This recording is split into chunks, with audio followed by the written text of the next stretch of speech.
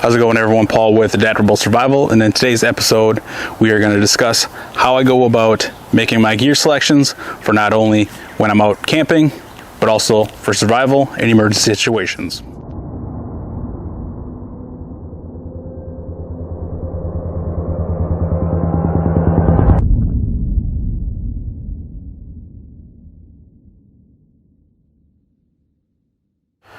So one of the most common questions I get both online and in person is, what gear should I be carrying? And the problem with that question is it's so complex that I can't really give you a cookie cutter answer or give you a cookie cutter gear list to say, hey, go buy these things and you'll be good to survive.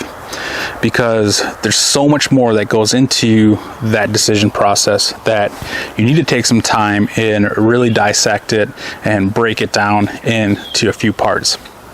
So like I said in the opening, we're going to go through that, my process of that anyway. Not saying I'm right or wrong, it just gives you another thing to think about. So for me, obviously I'm camping. Also, I want to have some survival gear on me. And with my background, I want to have some emergency preparedness things put in place if, I hit a blackout or society collapses, as I'm stuttering here.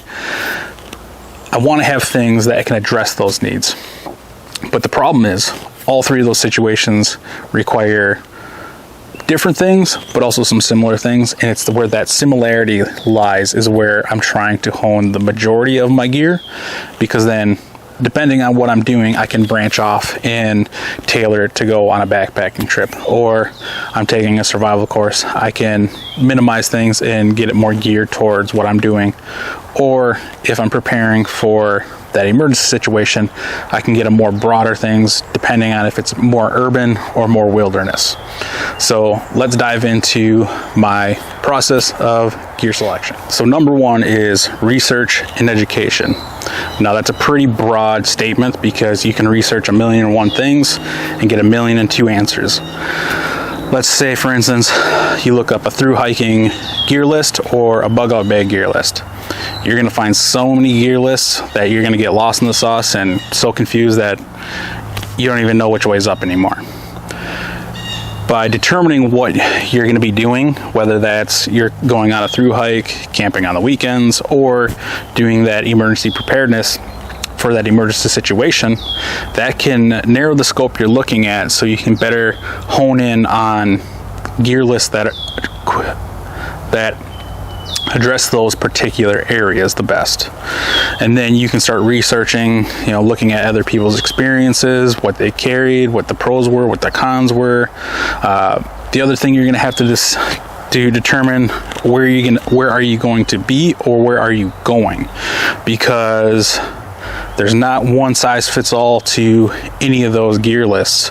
They can really vary depending on the terrain, the climate, the time of year. Winter time, you're going to be carrying a heavier, larger pack because you have to carry more items to sustain your body, make yourself comfortable, or keep you alive. Typically, insulation. If it's a warmer climate, you may not need a full-on sleeping bag. You may carry something like a whoopee or some sort of light quilt. There's so many different options. By narrowing down what you're doing, where you're going to be, and what time of the year, you really, really knock things down to a considerable extent. The other thing you're going to have to research and gain some education on is there any physical prep that you're going to have to do beforehand? I talk to people all the time that are just getting into backpacking, don't train, go on a trip, come back and say, hey, that trip beat me up. I felt like I got ran over by a truck. Well, the thing you can do to be proactive is some physical prep. And what I mean by that is start working out, start rucking, start going on hikes with all of your gear, because what that's going to do long term is develop the conditioning in your body to withstand whatever activity you're going towards. I've taken so many courses and I trained in a specific way, so physically I never really broke down much. Mentally is what I all had to work on. The other thing you have to consider is, depending on what you're doing, and this is not so much more with the emergency situations, but more with like survival or backpacking or those sorts of trips, is there anything that you need to do for licenses or permits? I mean, even classes fall under this. You know, that all builds towards that education or that process of getting out there and doing activity. You know, figure out a game plan of, all right, this is what I want to do. These are the steps to how I get there. You know, this is the gear, this is the conditioning and physical prep that I need to do, and then these are the licenses and classes that I need to take to make sure that I'm the most well prepared as I can. So the second thing that I consider is quality versus quantity. Do I need just one to get me by for X thing that I'm doing, or do I need to buy multiples? Like for instance, backpacks, my guilty pleasure of buying backpacks. Can't tell you how many I've bought in the last couple of years, how many I've sold. You know, it's just a revolving door of a type of gear for me personally. With this year, I've really honed into narrowing that down to things that either are like a collector's item for me, or things that I want to use and that I know are going to perform for me. So for instance, I'm sure a lot of you have seen on my social media, I love Kifaru gear. Now you go on their website, start looking that up. First thing you'll notice is not cheap gear. Reason for that being is everything that pack is made from is sourced in the USA. So that's typically going to drive the price up. If you go on Kelty Tactical, Mystery Ranch, a couple other companies, sometimes you'll find that their military packs or packs that the military use, you'll find them in two variations. You'll find a more budget-friendly option, and then you'll find one that's like $600, $700, $800. And a common question I see online is, why the hell is that pack so much? And that really comes down to it being very compliant. What that means is for military contracts, or if the military or government were going to buy from these companies in bulk, everything that product is made of has to be USA made. So that's something to consider when you're buying gear. Does that mean you have to go out and buy the most expensive thing? Not at all. But if it makes more sense to you to invest in a piece of gear and not having to keep rebuying it because it breaks on you. You know, this goes back to the old saying of buy once, cry once. You know, I've tried a lot of different packs, and there's a lot of great packs by different companies out there. I just personally love Kifaru as a brand, so I choose to carry that the most often. Now, talking about quality, you know, that's really going to come down to what kind of materials are they using for that gear. Like, let's say Cuban fiber or Dyneema. That stuff is super expensive. That's typically going to drive that price up. Sil nylon works just as well, but there are some downsides to it. It stretches where you're not going to get that as much with the Dyneema. Then if you're going more budget friendly, you have polyester and vinyl, and there's a whole scale of materials. So that's something we really have to consider when we're buying gear is, all right, based on reviews online, from opinions I've heard from people I may know, is this thing good quality or is it cheap Chinese junk? You know, you hop on Amazon, put in backpack, you'll find a ton of backpacks from no-name companies from China. Some good, some horrendously bad. So that's something you have to take into account when you're deciding on the gear. One, that's getting you outdoors, and two, you may bank your life on. So the third thing that I take into consideration is my intended use and the functionality of that gear for what I want to do. And pretty much those mean the same exact thing, so I don't know why I draw that out so much. But when you're looking at items, one of the most common things you'll hear online is multifunctionality, multifunctionality, multifunctionality. And yes, that's great in theory. If this thing can do 10 things for me, but it only does those things okay, when I could carry 2, maybe 3 things that split those responsibilities up and do them all very, very well, which one am I going to take? I personally, I'm going with the one taking 2-3 items that do everything very well versus the one that does everything okay. Now, That's my personal opinion. You may say, hey, I'm okay with okay, and that makes do for you. That's something you're gonna have to decide. And best, what's the word I'm trying to think of here? Make the best decision, I guess, possible for yourself off of reviews, opinions, what you're reading online of certain pieces of gear. The thing I always look at, since, you know, I want to go backpack hunting, is I look at people who are backpack hunting. You know, I'm not going to look at a thru hiker, although I do. I'm not going to take the same kind of gear because I don't have the same intended end use.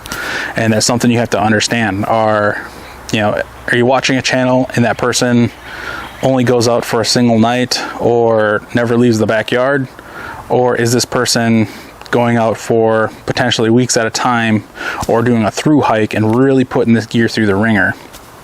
Now, something I want to do with the channel is get more overnighters out and start doing some more trips so that you can see a lot more of this gear in use and seeing how it functions on the trail when I may be miles out and I can't just easily bail out and go home for the night. For me, that's an added element to my channel that, for me, I personally think adds more credibility to the videos I'm putting out and the gear recommendations I'm telling y'all. So when you're putting your gear together, figure out your intended use and figure out how well that gear functions for that use. So the fourth thing that I take into consideration is the packability of the gear that I'm buying. Where this really comes into play, let's look at ultralight gear. Ultralight gear tends to be more expensive, but the upside is it's generally lighter and more compact for what it's going to do for you. So when I'm looking at gear, I look at ultralight backpackers to see what they're carrying, because that's how I came up with the cook system I carry. I don't remember if I did a video on that one or not, but it's just like a 750 milliliter Tokes pot with a gas canister and then has one of the BRS stoves in there. You know, for me, that's more than enough for a weekend. If I'm going longer, I may take a bigger pot. It just really depends on what I'm doing. You know, a quilt, more expensive, but more compact than some sleeping bags. So that really helps you get the best bang for your buck in terms of what's going into your pack. You know, do you want to carry around a 100-liter pack? Because you can definitely go that route, and that may work for you, but are there more efficient ways to get to that end goal, to get to getting outdoors, getting to that trail, or getting from point A to point B in an emergency situation? You know, that helps you take more of the comforts that you want while you're out there. So for instance, for me, one of the areas that I do not sweat the weight on or how big it is my sleep system, because your sleep system is going to directly impact how you feel on a daily basis. When I tell people, when you're just gearing up for the very first time or reevaluating what you're carrying, the three areas where you should anticipate to spend the most money, and definitely don't have to, but it can definitely make your experience a lot better, is number one, your footwear. So today I'm wearing some Lowell Renegades, which are not cheap boots by any means. And I'm not saying you have to buy expensive boots, but I found for my feet, for all the wear and tear that I put them through, that these work the best for me, and I can hike miles and my feet don't feel like they got ran over by a semi at the end of the day when I'm at camp or when I'm chilling back at home after a day of hiking.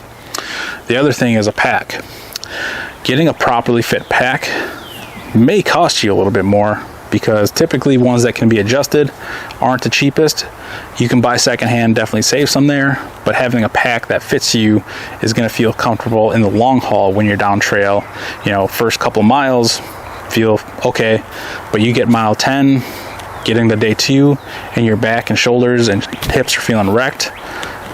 Is it because you bought a cheap pack, bought an ill-fitting pack? Those are all things you have to consider when you're buying something. The other thing is your sleep system.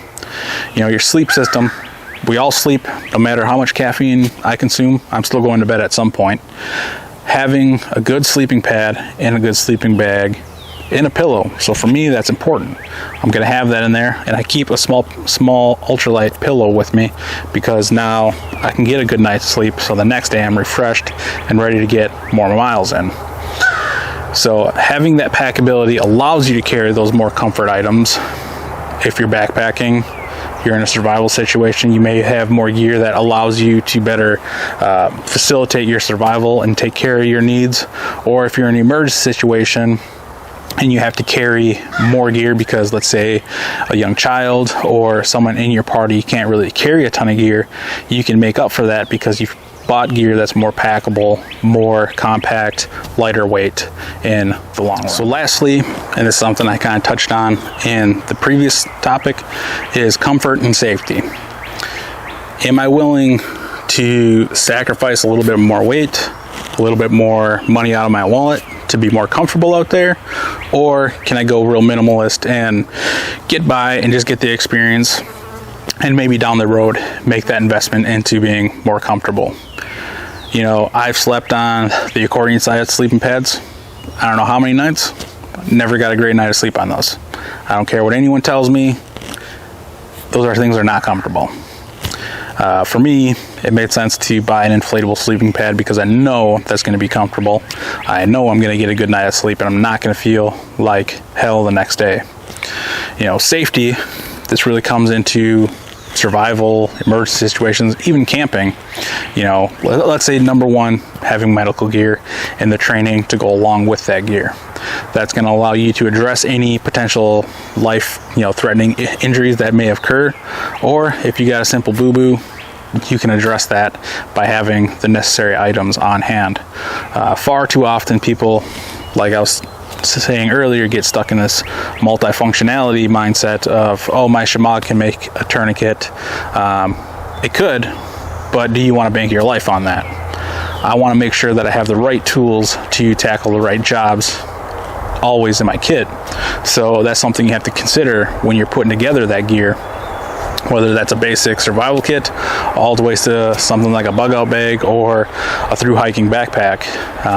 It really dictates what you're going to carry. If I'm doing a through hike, I may not be so concerned with stopping heavy bleeding. I still may want to carry some items that address that, but that might not be my first concern. Things like having diarrhea or dehydration or migraines or allergies, just depending on my own personal medical medical history. Those things dictate what you're going to carry. I try to keep my stuff pretty general. I don't have a whole lot of allergies, or I'm not allergic to a lot of things. But I do carry Benadryl because usually sometime in spring and then just before fall hits, I get hit with allergies so bad that I can't even see because my eyes are watering so much and my nose is running. So I have to have Benadryl or some sort of antihistamine to address that. Now, if you suffer from migraines, you might want to get some prescriptions to address that, especially if you're out there in the backcountry, because you get something like a migraine, and I've only ever experienced that once in my life, and I felt like I was gonna vomit. That's gonna really knock you on your ass, especially if you're out there by yourself. You don't want to put yourself in that situation. So take the precautions and take the steps necessary to, number one, ensure your comfort so you get the most out of the experience. But number two, have safety measures in place inside your kit to address any issues that may happen out on the trail, in the backcountry, or in that emergency situation. So this was a discussion going through how I make the determination on what gear that I'm buying, what gear that I'm going to carry, and what gear I may potentially bank my life on. Like I tell people, there's no right or wrong answer. It really just comes down to what you're willing to pay for, what you're willing to carry, and what are you doing. So those things really drive what you're going to be buying. Don't just go out and buy this new thing because so-and-so said this is the greatest thing ever. Really put those things under a microscope. Figure out, all right, what's the materials used to make this? What's the general consensus? Look through a couple of different reviews, articles, what have you, to really determine, is this product something that's going to make sense for me in my intended use, or is this more geared for a particular situation? let's say a 0 degree bag. You're not going to buy that if you live in Arizona and don't go anywhere else, because it's been 110 degrees there, and when the hell are you going to use a 0 degree sleeping bag?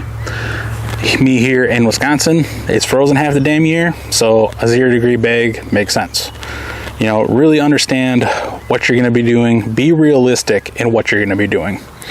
A lot of times people get grandiose ideas that, oh, I'm going to go scale Everest when I've never been camping before. Get that experience under your belt. Get out to classes, get out to meetups, get out to gatherings, get out to functions where you can gain experience, interact with people, network, and hear some different opinions. That's what I love about seeing down in the comment section, is just the vast variety of comments, both good and bad, because you're going to get that. But it helps me look at things at a different perspective, kind of get the gears turning for myself. And I hope some of this content that I put out helps get those gears turning for you, to give you a little bit different perspective, add a little bit more to your thought process. So don't forget to leave me some comments down below. I look forward to seeing how you go about deciding what gear to buy in that gear selection process. Don't forget to hit like and subscribe. That gets more eyes on what we're doing here, help bring those people into our community so we can grow our knowledge base and learn together and grow together. As always, it's been Paul with Adaptable Survival. Adapt your mind, your body, and your gear.